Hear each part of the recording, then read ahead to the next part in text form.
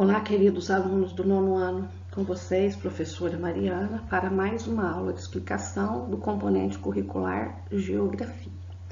Parabéns a todos que já entregaram o PET 1, 2 e 3 lá na escola, e até mesmo tem alguns alunos que já entregaram o PET 4, continuem assim. Nós estamos felizes com os estudos de vocês e temos aí agora um novo desafio, né? Vamos estudar o PET 5, né, o Plano de Estudo Tutorado, volume 5, semana 1. E o que nós vamos estudar aí na semana 1?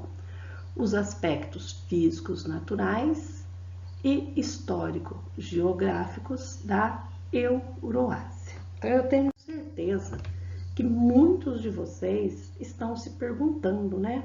Mas por que Eurásia e não Europa e Ásia? Então, observe esses dois mapas que nós temos aqui, representando a Eurásia, tá? Então, por meio da observação do mapa, você pode perceber que a Europa e a Ásia, elas não estão totalmente separadas por oceanos e mares, como os demais continentes. Então, observe, o continente americano é separado da Europa e da África pelo Oceano Atlântico, né? O continente americano é separado pela Ásia, pela Oceania, separado da Ásia, da Oceania, pelo Oceano Pacífico. E a Europa não é totalmente aí separada, tá? Toda essa região, então, forma um imenso bloco de terras quase contínuo, totalizando nessa área aqui 90 países. E essa união, ela ocorre do ponto de vista geológico físico. Então, desse ponto de vista geológico e físico, não há divisão. Europa e Ásia estão unidas e formam a Eurásia. E aí vem a pergunta, né? Mas por que separamos então Europa e Ásia? Essa separação aqui da Europa e da Ásia, essa separação, ela ocorre devido às diferenças históricas e culturais entre Europa e a Ásia. Então, essa separação histórica cultural fez a divisão em dois continentes. Então, observe esse mapa aqui, o mapa que vocês têm aí no PET, tá? Então, é o mapa da Eurásia. Ele destaca, então, Eurásia aqui unido, Europa e Ásia unificada, elas estão juntas. Existem algumas formas de conceituar a Europa. A mais comum é aquela que considera um grande bloco de massa continental que engloba, então, a porção europeia e a asiática, formando um grande continente, tá? Então, em relação aí à localização do continente europeu, né? Os limites entre Europa e Ásia. Esse limite, ele ocorre aqui na região dos Montes Urais, que é uma cordilheira aí de montanha, né? Esses Montes Urais, então, separam Europa, lado oeste, Ásia, lado leste. E agora vamos ver, então, os limites só da Europa. Então, os limites da Europa. Ao norte, nós temos o Oceano Glacial Ártico e o Mar do Norte. Ao sul, nós vamos ter o Mar Mediterrâneo. A leste, que é a separação Europa e Ásia, nós vamos ter aí os Montes Urais, que é essa fronteira natural. No sudoeste, nós vamos ter aqui o Mar Negro e do lado oeste, o Oceano Atlântico. Quais são, então, essas diferenças entre Europa e Ásia? As diferenças se deram em relação aos aspectos culturais e religiosos, né? Os aspectos culturais, nós vamos ver logo aqui na frente que a Europa é o grande berço da civilização ocidental. E na diferença religiosa, né? No aspecto religioso, Na Europa predomina o cristianismo. Na Ásia vai predominar o islamismo, o budismo, depois o taoísmo, confucionismo, né? Confucionismo. Então, essa é uma diferença aí histórico-cultural, tá? Nós sabemos que a Europa, ela foi o berço da civilização ocidental. Então, nós temos aqui, né, a Grécia, onde grandes filósofos se destacaram, ênfase para a matemática, os primeiros geógrafos se destacam aqui na Grécia. Nós temos o Reino Unido, né, que é um grande centro do processo de globalização, é um centro econômico. Nós temos a França e nós temos aqui uma imagem de Portugal. Então, todos esses países representam aí a Europa. É claro que nós temos aí muito mais, né? No continente europeu, então, a religião predominante é o cristianismo. As línguas faladas, elas são línguas originadas ali do latim, né? Muitos países falam, então, essa língua de origem do latim. A população é majoritariamente branca. Majoritariamente significa o quê?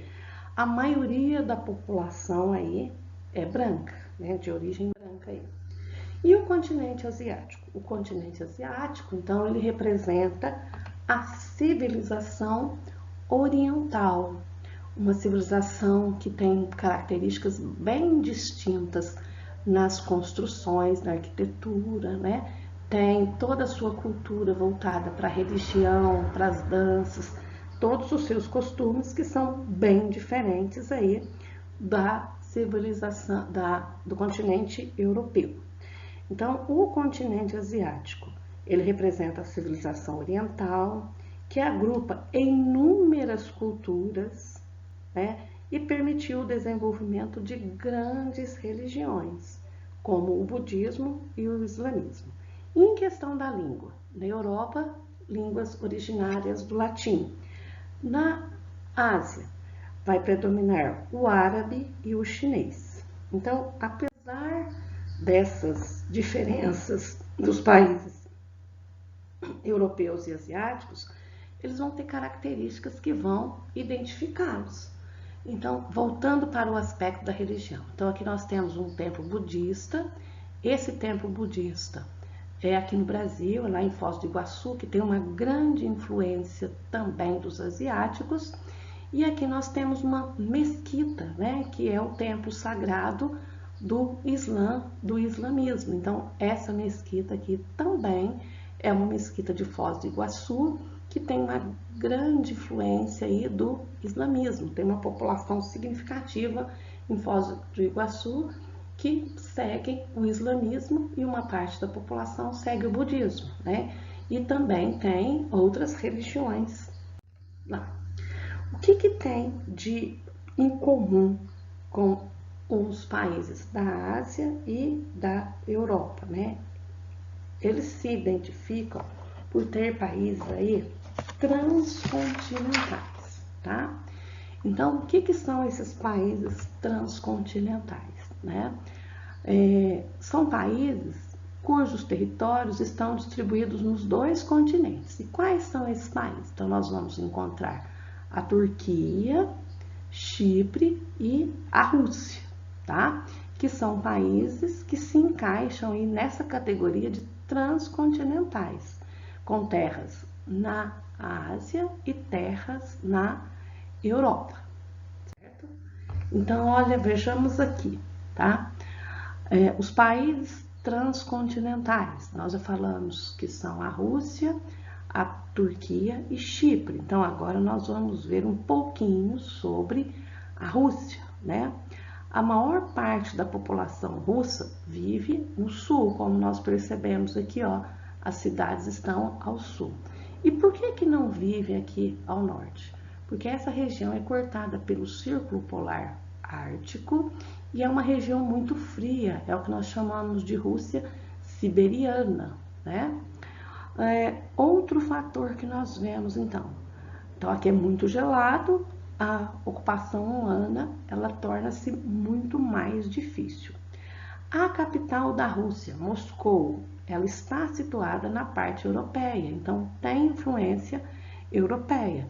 Porém, como a Rússia faz aqui fronteira com a China, com a Mongólia, está muito próxima aqui do Japão, tem influência também da cultura oriental. Então, a Rússia é um país transcontinental com influência aí dos dois continentes, da Europa e da Ásia, ok?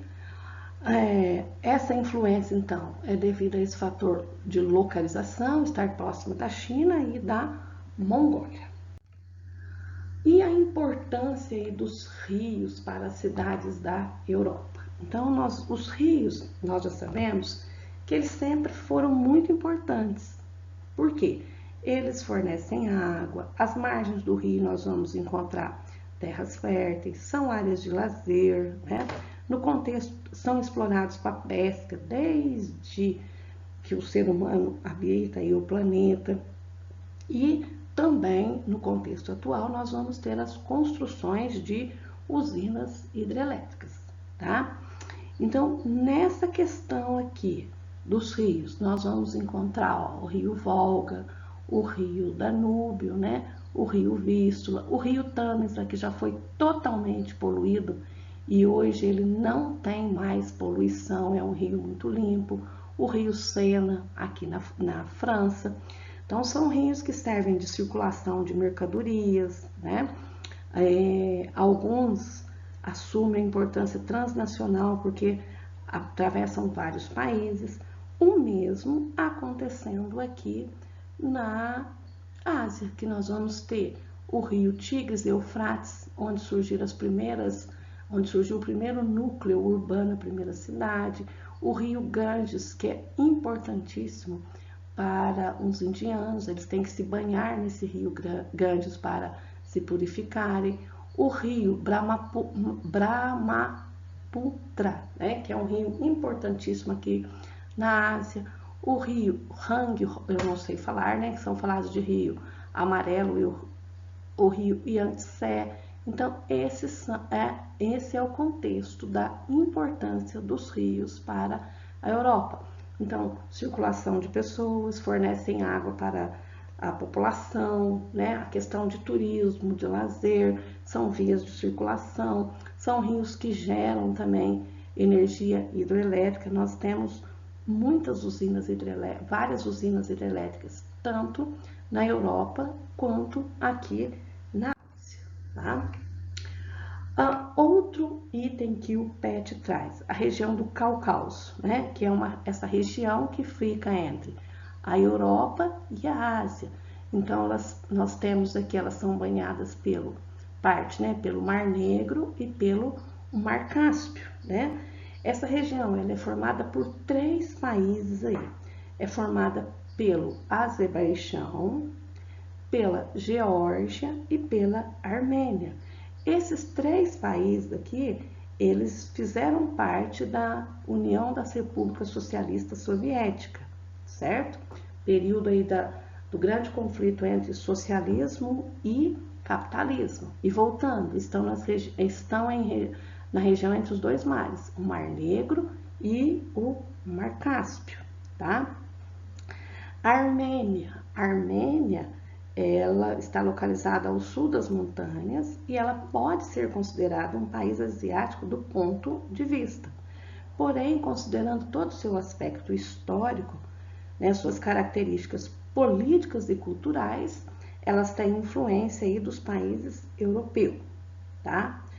E por que há um grande interesse nessa região? Essa região do Cáucaso é considerada uma região conflituosa, né? Resultado da grande diversidade étnica, linguística e também religiosa.